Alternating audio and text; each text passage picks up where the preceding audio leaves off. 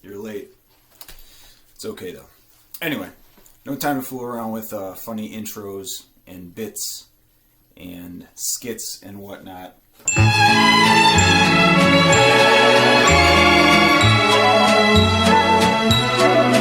We're gonna get going on this week's. We have two main theories that we're going to talk about that kind of share a similar approach and a similar element, although there are some very different theories. We're going to talk about strain theories.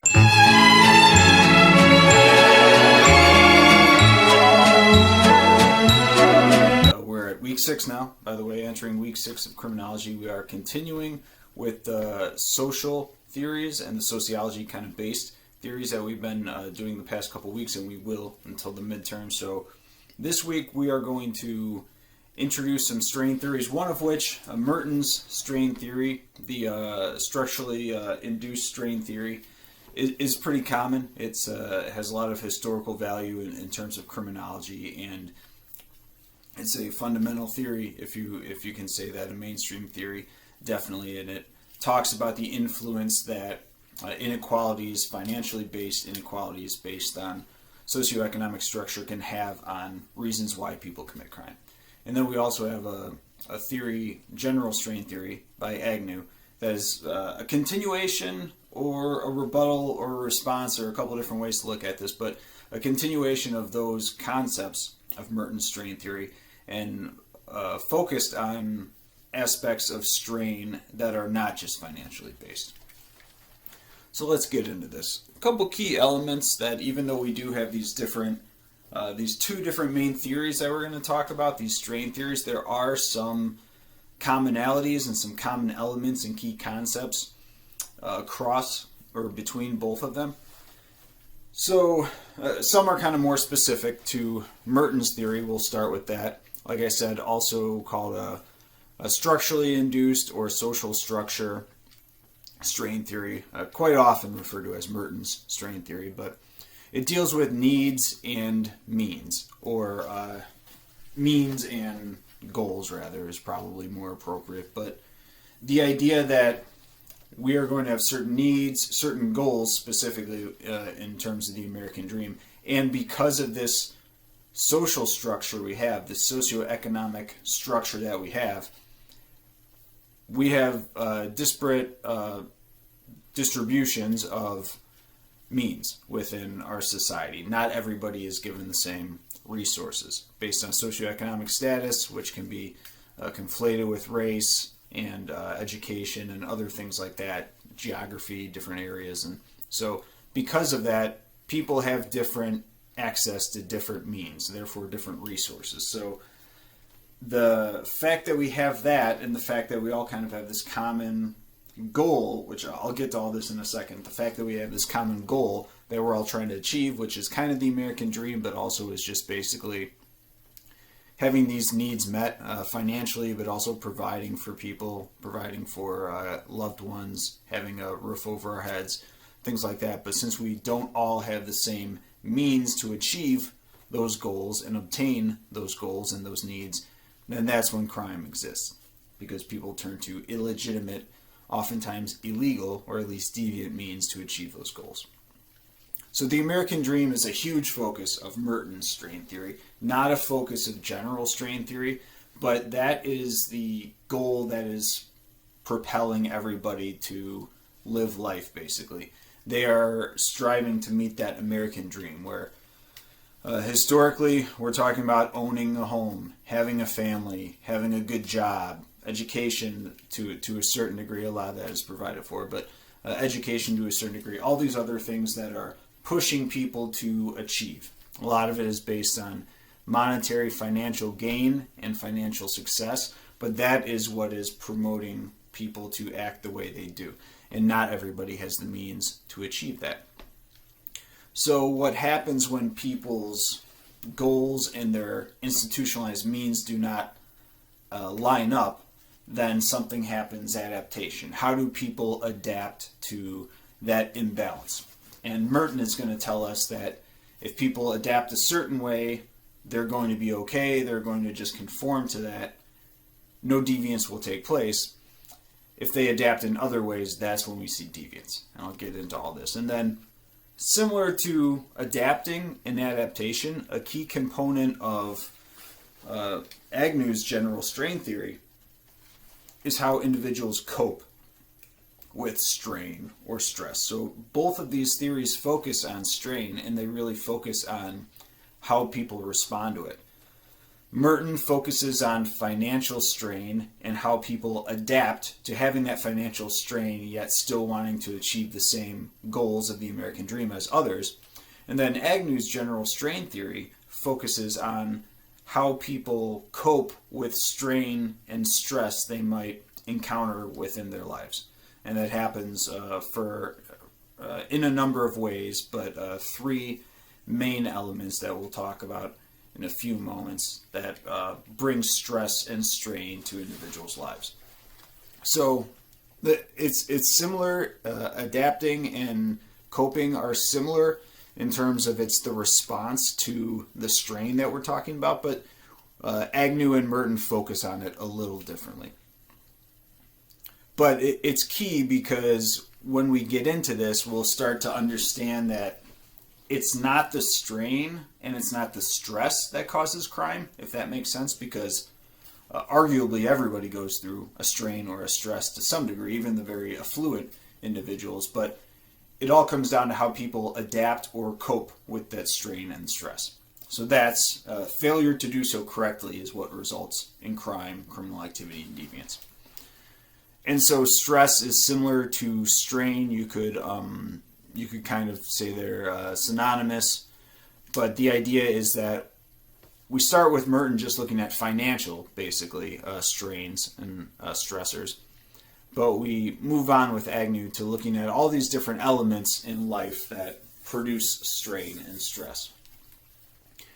And something that's key here, and we've mentioned this a few times throughout the course so far, and we talked about it when we looked at rational choice theory, where we may not understand an individual's decision making, right? We might not condone it. We might not say we would do the same thing they would.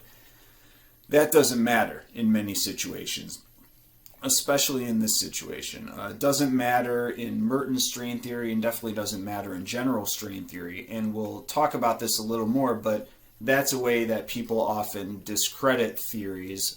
They attempt to discredit theories, rather, is they say something along the lines of, that's happened to me before and I didn't do that. If that happened to me, I wouldn't react that way. And that's great and that's fine and that's, applaudable for somebody to deal with life's issues that way, but that doesn't really matter when we are trying to determine why somebody did something. So if their perception is that whatever strain or stressor in life is insurmountable, or they do not have the ability to cope with it, or they can't appropriately adapt to it, if that's their perception, then that's what's influencing them to commit crime. So it doesn't matter if we would perceive something differently. And we'll get into examples, especially with general strain theory. Some of these strains can be the end of a relationship, loss of a job, whatever. And a lot of people would say, I've gone through that. Almost everybody goes through a loss of a relationship. So that doesn't turn to me killing that person, that former spouse. That doesn't turn to me causing a mass shooting. But for that individual, that's what caused them to do that. So like I mentioned a few times, that's very important in this general approach overall to understanding why crime exists and why people commit crime. We can't be looking at it from this universal objective standpoint because there isn't really one. We can say that we wouldn't act a certain way and that's good, that's amazing. We're not analyzing our behavior though. We're trying to understand other people's behaviors and other people's drivers to why they did what they did. Make sense? So we'll start with Merton's strain theory. Robert Merton. Pretty famous theory, also referred to as structurally induced theories. Structurally induced strain, meaning that the structure being the socioeconomic structure and the socioeconomic status that somebody has, and the differences and the disparate amount of resources, the different amount of resources that individuals get based on their socioeconomic status. So those differences, especially those who are not receiving as much as others, is going to place this strain on individuals, which they will need to learn to adapt to.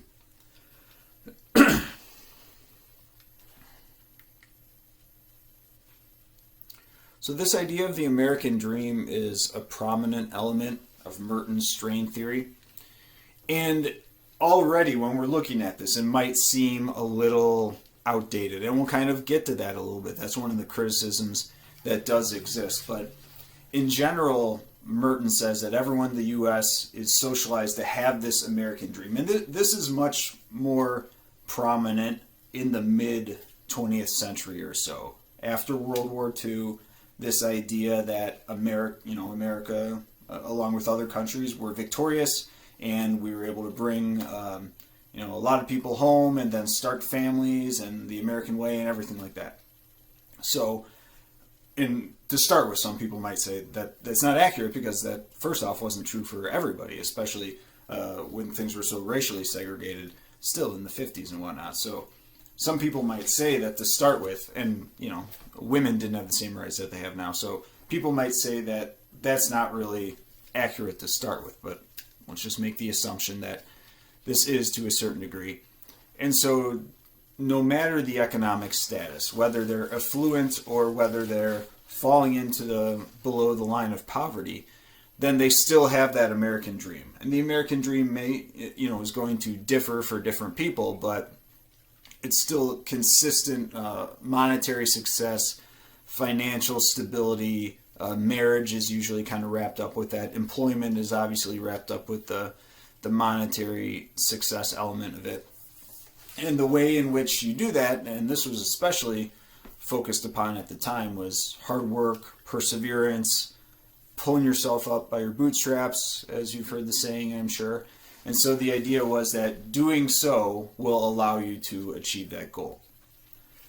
But there's problems with that. That's a great idea. That would be nice if that were the case. But the reality of it that most people do not change their economic classification, socioeconomic classification, throughout their life. It usually doesn't happen. Even going in a downward, going from affluent to not affluent, it usually doesn't happen either. You're usually able to still kind of maintain approximately where you were. So if people are already in this lower socioeconomic status, it's going to be very hard to get out of that. It's going to be very hard to move up in socioeconomic status. So most poor people, most people that fall into that category, are not going to become wealthy. They're very unlikely to even become middle class in many situations. Yet they are still believed to encourage that that's kind of a possibility. And they're encouraged to by society in general, but the media and whatnot, government, things like that. And so in business as well. And so that discrepancy causes strain, frustration. The discrepancy of being told that you will achieve this goal, this American dream, if you only work hard at it, but then understanding that working hard is something that a lot of people in lower socioeconomic statuses are already doing and have been doing for their entire lives, but that's not necessarily going to bring you to that American dream.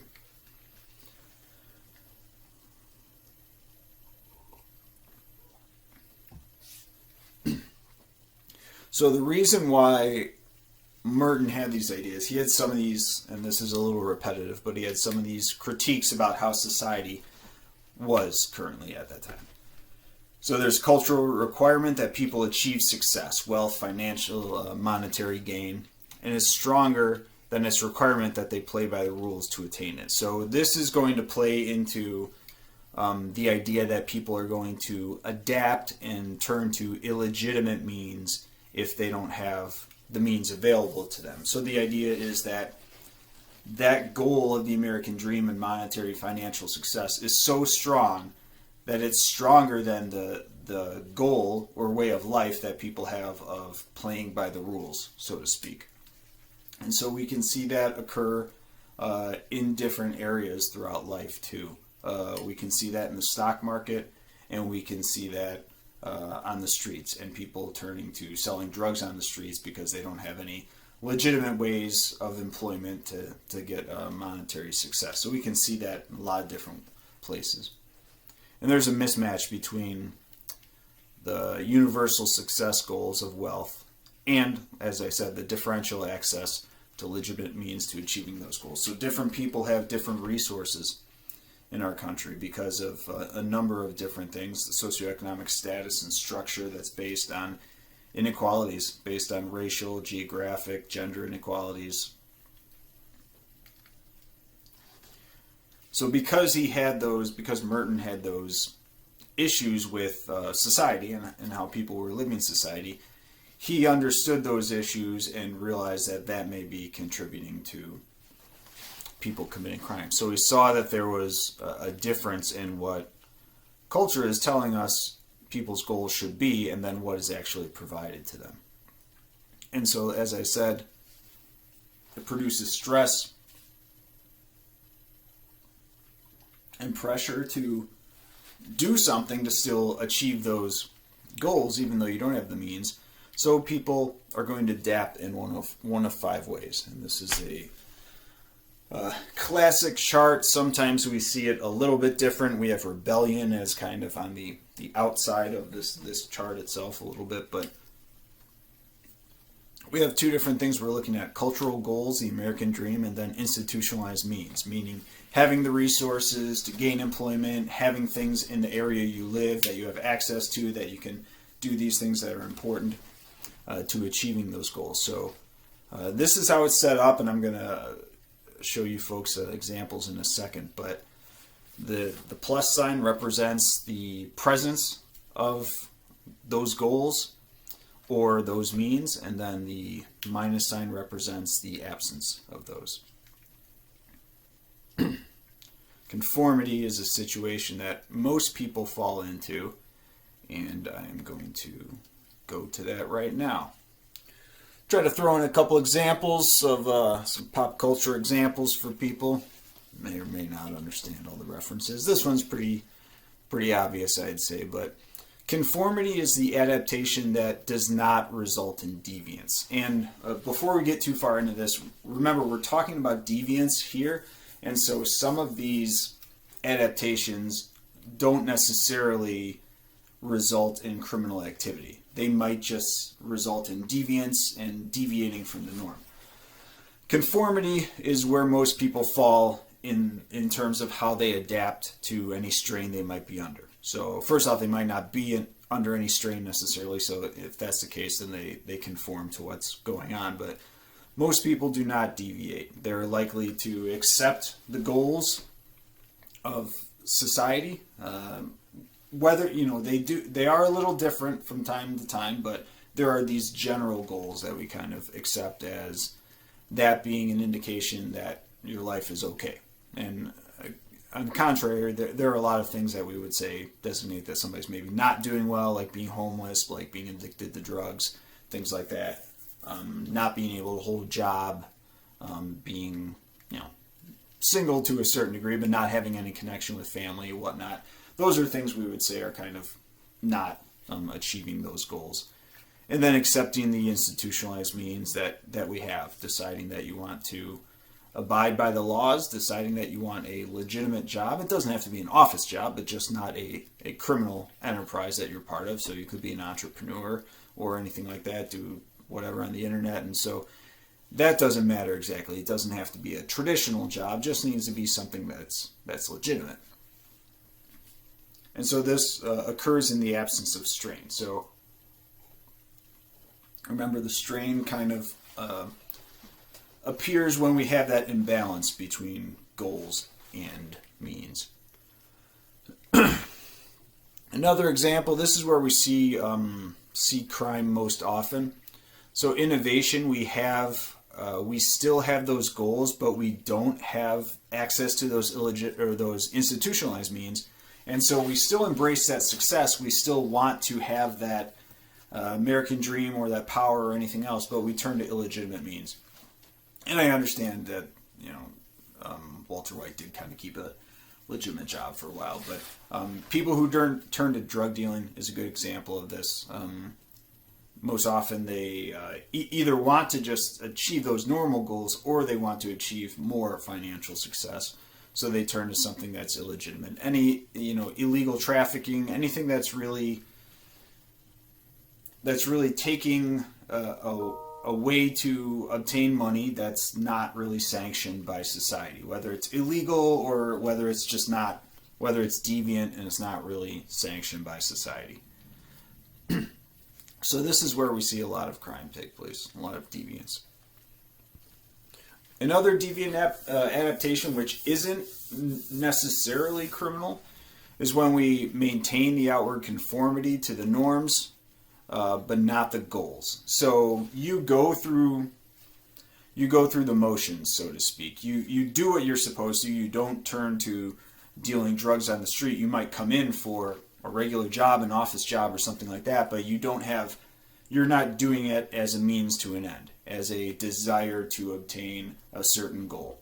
And sometimes this leads to getting out of that entirely and disavowing those institutionalized means, but generally this is one that's actually not going to result in a lot of crime necessarily, but deviance to a certain degree, that you are deviant from the norm in that you don't really strive for those cultural goals of the American dream that other people might. So it's a scene from Office Space there, some very unmotivated office workers. Retreatism is when you kind of relinquish both. And this isn't necessarily an amazing example, but that's from the movie Falling Down, where somebody played by Michael Douglas just kind of gave up on a lot of the things that he was supposed to do as a human being in society because he was fed up with them for the most part. So you relinquish allegiance to both the cultural goals and the means. So you kind of say, I'm out, so to speak, but you don't really do anything to change those. I'll get to that one in a second. So people who kind of become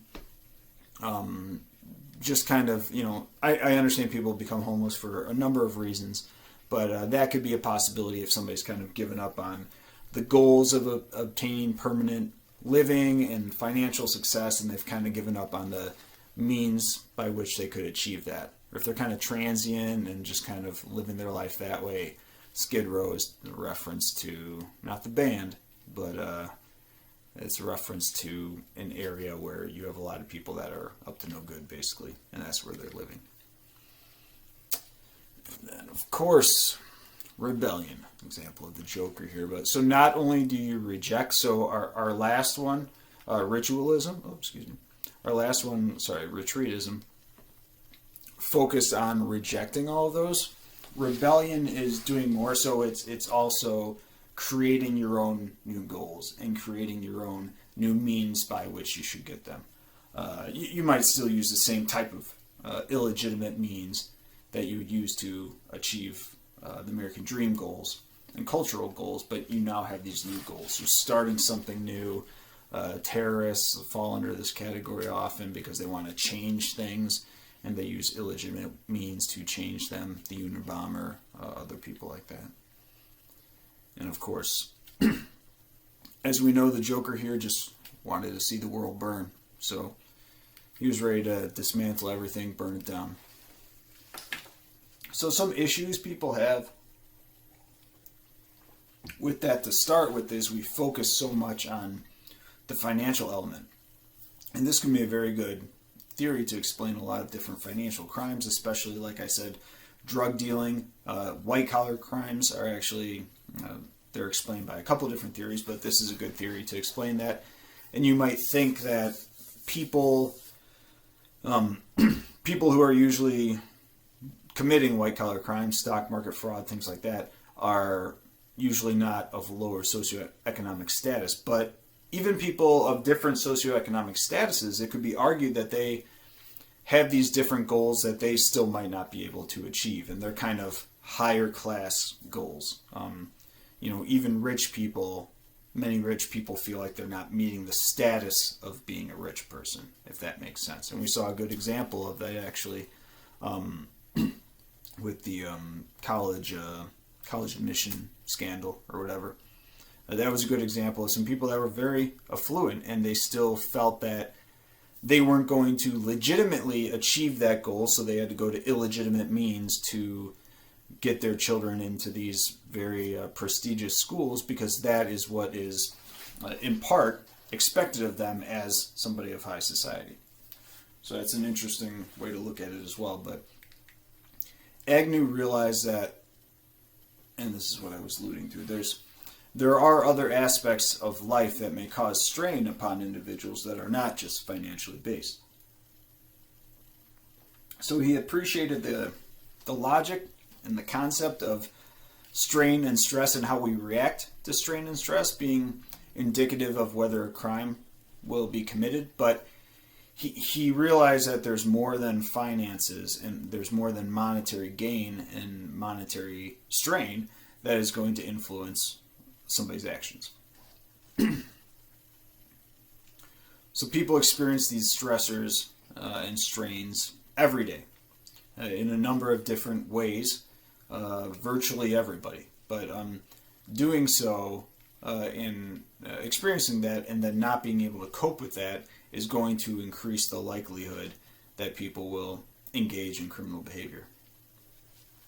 And these sources of strain, he boiled it down to 3 main categories, and sometimes these overlap a little bit, but failure to achieve positively valued goals, actual or anticipated removal of positively valued stimuli, and then actual or anticipated presentation of negative stimuli. So negative stimuli coming into your life. And so a key element here you'll see on the second 2 criteria, actual or anticipated. So whether or not something is actually going to happen, if you anticipate that it's going to happen, then that can also influence your actions.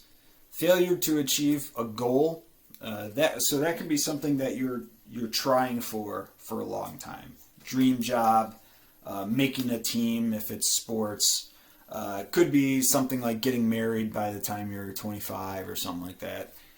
That might seem a little young these days, but getting married early on, having a certain job, having a home, whatever the case is. So that could be something that you are desiring for a long time, and you're kind of building a lot of your life and your behavior around that idea of this is going to if I study hard, I get into this school, I keep getting these types of grades, I'll get into this other school for grad school, and then I'll get this dream job that I want. Or I keep practicing and practicing and practicing, then I'll make the team, or I'll be able to do whatever with the musical instrument that I want. And then the failure to achieve that, especially given that long, potentially lifelong time commitment, can be very, very stressful to somebody. And more than just stressful, can be, life altering for somebody. And so the way they respond to that failure is going to be a good indication whether or not they're likely to commit crime. And they don't have to deal with it perfectly, right? You don't have to respond to that perfectly. That can, put you in a rut for a very long time, and you can maybe turn to drinking or something for a little while or something like that. But if you're not dealing with it appropriately at all, it could lead to something very serious. Could lead to something violent or otherwise criminal. Actual or anticipated removal of positively valued stimuli. So this is what we're talking about with people who already have something and then they lose that thing. And it can be something that they lose because of somebody else. It can be something that they just lose in general because of a death, or because there's a fire to their home and their home burns down, their car gets trashed, maybe something like that. But it can also be getting fired from a job, a relationship ending, a marriage ending. Those are big life-changing things. Losing custody of a child. Those are big life-changing things that, again, here we need to kind of try to be a little objective about it and not bring our own subjectivity into it based on our own emotions, because we can say that ending a relationship, losing a job, those aren't reasons why you should do something very bad. But the example that I brought up in the PowerPoint this week, it was just about 2 years ago this week, I believe, there was a shooting in Aurora, Illinois. And it was, like we've had many times, unfortunately, it was a workplace shooting that was believed to be at least, the result to a certain degree, or at least followed the individual being terminated from their job, at which point he took out a gun and shot and killed 5 people. So again, that's a situation where plenty of people have lost jobs, and a lot of people would say, maybe it wasn't an amazing job to start with, so why are you responding this way when you lose a job? But to that individual, he was unable to cope with that removal of a positively valued stimuli. And so that was the result of it. And we often see, in terms of a relationship, we often see, for instance, in intimate partner sexual violence, we see a lot of sexual violence that occurs as a relationship is ending, or just prior to, or just after a relationship ending, because there can be a couple other explanations for that, but one of them someone could suggest is because that person lost that relationship in their life. So anticipated or perceived can be as much of a stressor. There was, and I don't know this example too well, so I'm gonna mess it up. But there was a young kid, I believe, who had all this stock in through Robinhood and stuff like that, and I think he thought he lost a lot, like hundreds of thousands, and he ended up killing himself, I believe, which is, which we would say is deviant. That's deviating from the norm, suicide. And so that was, it turns out he didn't lose all that money, I believe, but it was perceived loss, right? So that perceived loss was enough to affect him to deviate and actually harm and kill himself.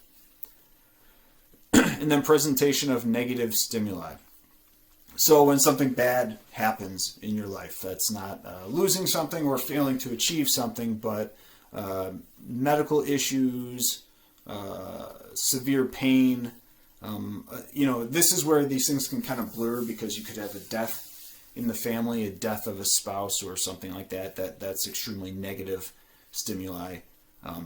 Pain. So if we see something like pain, that can quite often be something that leads to substance abuse, or just depression. It could be a mental health issue, not just medical issue. So mental health issue, not able to cope with it, might lead to substance abuse. So some of these overlap to a certain degree.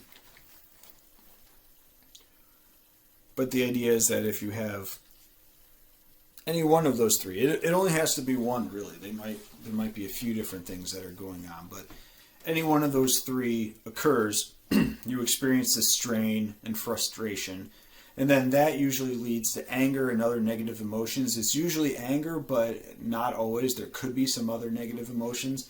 That part of the theory has kind of been criticized a little bit. It originally was just anger that was the focus, and then Agnew decided that there might be some other negative emotions, things like guilt or something that could still lead somebody to a form of deviance or criminal activity. So then the lack of legal coping mechanisms, because remember, if we're talking about a deviant coping mechanism or illegal coping mechanism, that's not really what we're looking for. We would want legal or legitimate coping mechanisms to be in place. And so a lack of that, that's going to follow this progression that's going to result in criminal behavior. Not all strain and stress is going to be the same. There's a couple different things that are going to increase the likelihood that strain will result in criminal adaptation. If the strain is seen as unjust, so the example that I gave before of the individual in Aurora, Illinois, now this could be argued, I guess, because I believe he was he had the gun with him, and he was in a union job. So if he's in a union job, they would have notified him to a certain degree that he's going to have some disciplinary action, but he still might have felt that this was unjust, that he was being fired. So, it's possible that they say you're terminated, and he says that makes sense. I've enjoyed working here, but it's time for me to move on. But if he sees it as unjust, that increases the likelihood that there won't be an appropriate coping mechanism to that strain. So it's a high strain, right? Like I said, some of this is subjective, but others are probably in higher magnitude. Dating somebody for a month and that relationship ending is going to be not as high magnitude as decades of marriage, right? So there's that factors into it. Strain is caused or associated with low self-control, so this can come into place with substance abuse or violent tendencies as well. And then the strain itself creates some pressure or incentive to engage in criminal activity. So if there's any type of incentive included that's not just the coping, but you lost your job, how you cope with it is by going out and doing something criminal, and that criminal activity also kind of fills the void of the money you'd be losing from that job or something to that degree.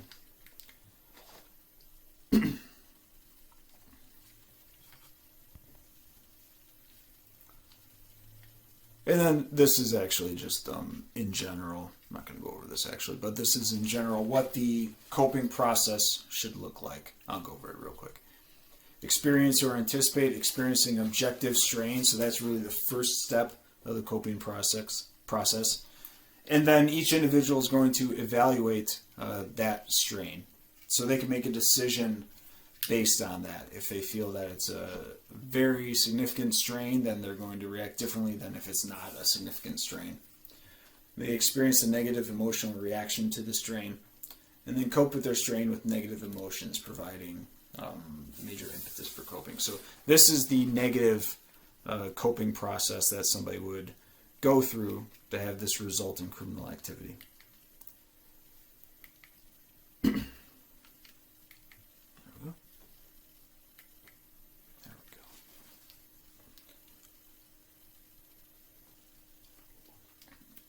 And again, even if somebody starts to cope with something negatively and not cope with something the way they should, there are some other factors that can balance that out, or that can increase that process too, right? Low self-control, already having this kind of criminal thinking mentality, having some antisocial behaviors, beliefs, whatnot, that may increase the process, might make that process a little bit more go by a little quicker. But things that might impede the process, some positive elements, having some social bonds, having a good social support group, family, as long as the family's not the one involved in the negative aspect or losing that relationship. But having coping resources too, having people around you. And so if we're talking about a goal that somebody doesn't achieve, if you have one of a number of goals, so if you have 5 different dream universities you're getting into, then you don't get into one of those, and you still have 4 other options. If you only have that one, then it may not be a good situation.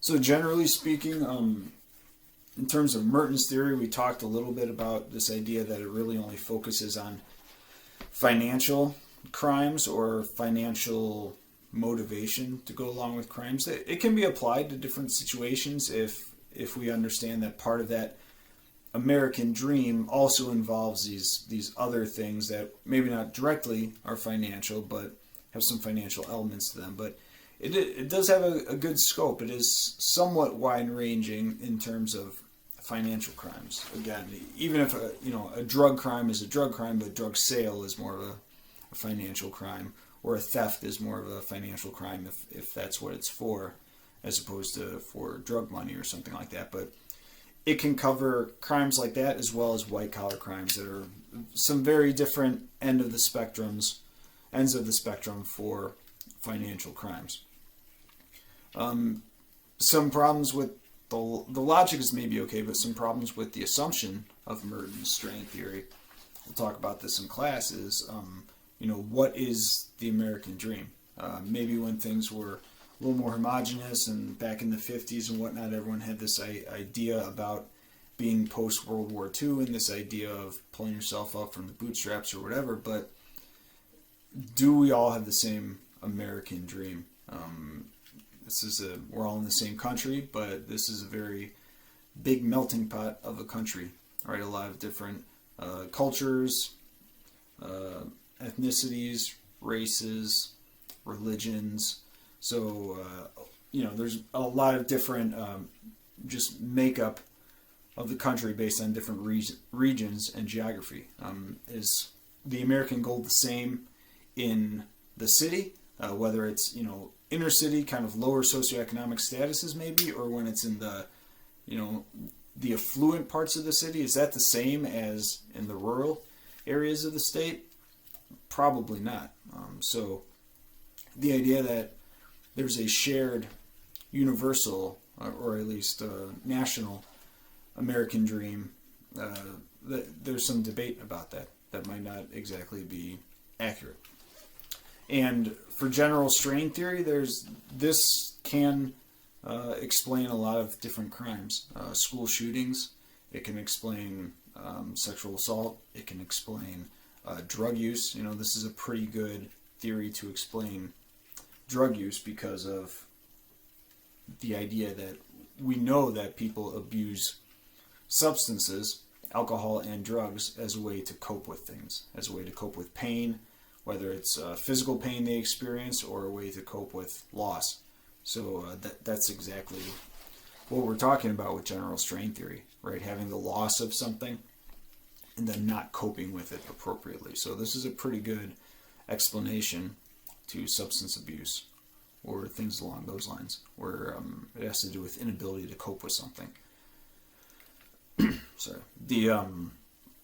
So there's a decent scope. The logic kind of makes sense. There's some assumptions that we all kind of go through the same idea of anger or negative emotions as a result of these strains, and not everybody goes through that the same way, right? So that could be a flaw in the assumptions, but it could be a pretty good way to explain a lot of different crimes. The problem a lot of people have, and as I mentioned, the thing people get caught up on a lot, is putting themselves into that situation, right? Saying that, I've had that happen to me before. You just got to get up the next morning, you just got to go on with life, and therefore this isn't a good explanation of crime. But that's a problem that we have by trying to put ourselves into the shoes of that other person. We need to understand the thought process they went through, but understand that people cope with strains and stressors differently in life. So I think that's a good amount. That's a lot of stuff. So next week we're continuing on with social theories, and we're going to finish up before the midterm, I believe, with some key social theories that have to do with social learning, and some control theories having to do with social bonds and things like that. So everybody take care. I don't have a funny thing to do. So everybody take care, and I'll see everyone next week.